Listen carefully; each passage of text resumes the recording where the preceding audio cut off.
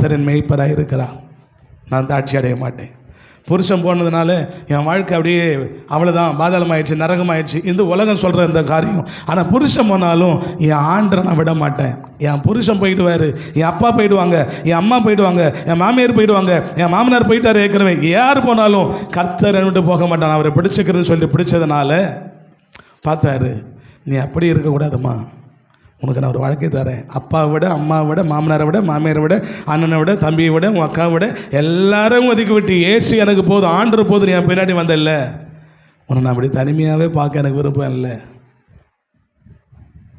ஆரம்பம் உனக்கு அழுக வேதனையாக இருந்தாலும் உன்னை நான் சும்மா விட மாட்டேன். உன் அப்பா அம்மாவுக்கு அல்லது சொந்த பந்துக்கு யார் அக்கறை இருக்குதே இல்லையோ, நான் உன்னை வாழ வைக்கிறேன்னு சொல்லி ஆண்டு கரம் பிடித்து, எந்த தேசம் போதும், எந்த ஆண்டர் போதுன்னு சொல்லிட்டு ஆண்டர் இருக்கிற அந்த நாட்டுக்கு போனாலும் அந்த நாட்டுக்கே ராணியாக கர்த்தர் மாற்றினார். கைத்தட்டி கர்த்தர் மகிமைப்படுத்தும்.